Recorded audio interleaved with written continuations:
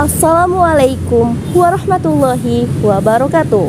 Salam Om Swastiastu, Namo Buddhaya, salam kebajikan. Halo everyone, nama saya Eva Siti Fatimah, Prodi Perbankan Syariah semester 4, Institut Pesantren Kiai Haji Abdul Halim. Di sini saya akan memaparkan penjelasan etika bisnis Islam, yang dimana isinya ada apa sih pengertian etika bisnis Islam itu, bagaimana sejarahnya, prinsipnya, penerapannya, studi kasusnya. Untuk itu langsung saja.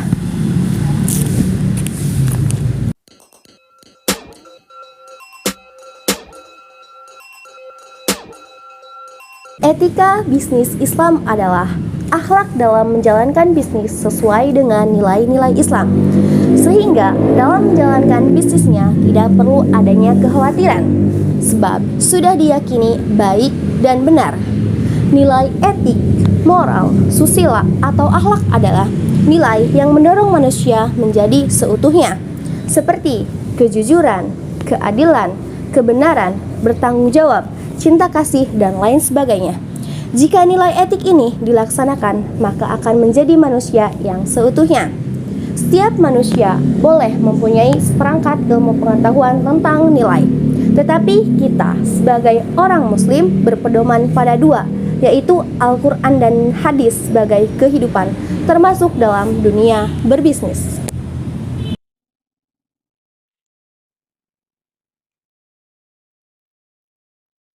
Sejarah etika bisnis Islam. Namun di sini saya akan memaparkan sedikit tentang sejarah etika bisnis modern.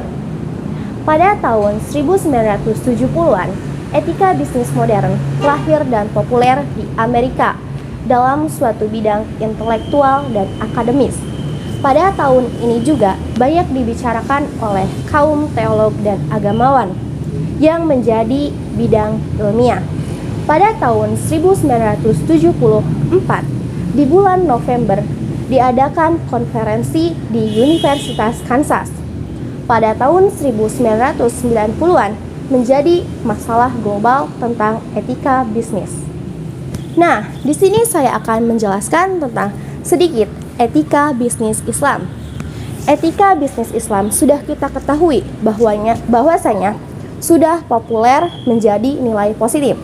Karena Nabi kita, Nabi Muhammad SAW adalah seorang pedagang yang baik dan jujur. Seperti yang sudah dijelaskan dalam Al-Quran, bahwasanya ketika kita berdagang dilarang adanya riba. Seperti yang sudah dijelaskan oleh para filsuf agamawan, bahwasanya riba itu bersifat haram. Nah, kita sebagai pedagang atau pembisnis Islam, maka kita dilarang untuk menggunakan riba.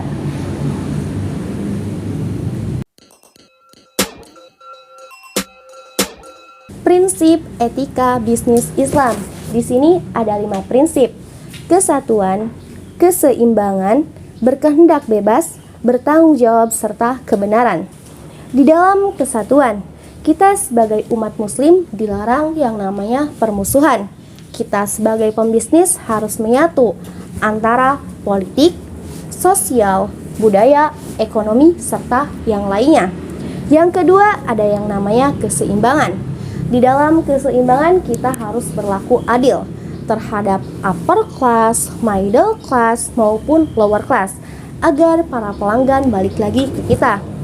Yang ketiga, ada yang namanya kehendak bebas. Kita sebagai pembisnis muslim dibebaskan mau berbisnis apapun, yang penting itu jauh dari yang namanya riba dan zalim. Yang keempat, ada yang namanya bertanggung jawab. Seperti yang sudah kita ketahui, bertanggung jawab itu sangatlah penting. Ketika kita berbisnis, tentunya harus bertanggung jawab terhadap apa yang didagangkan, apa yang dibisniskan oleh kita. Yang kelima, ada yang namanya kebenaran. Di dalam kebenaran ada yang namanya berperilaku kebaikan serta kejujuran. Ketika kita sudah baik, sudah jujur, maka pelanggan akan datang terus kepada kita.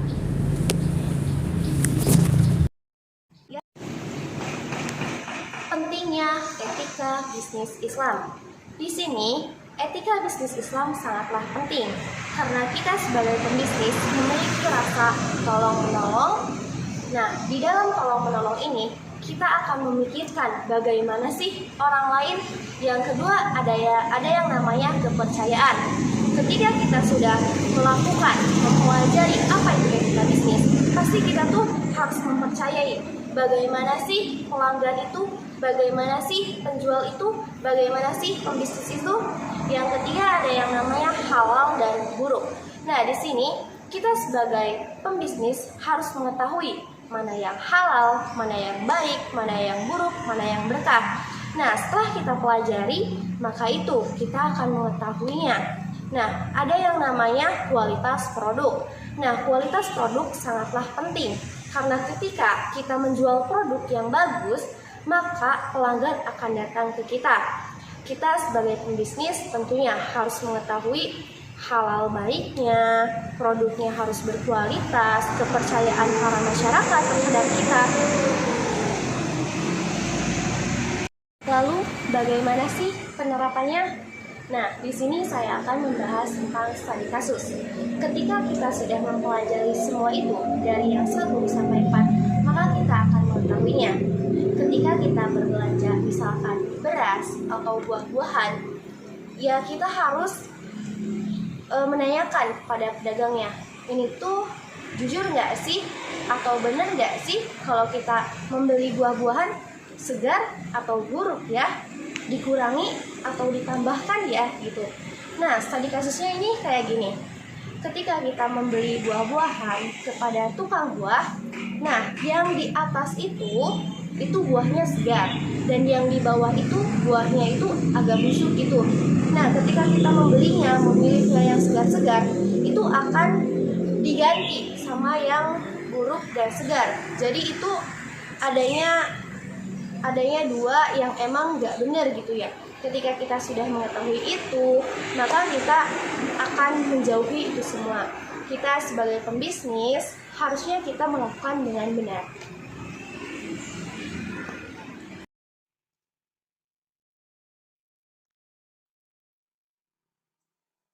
Sekian yang dapat saya sampaikan, kurang lebihnya mohon maaf.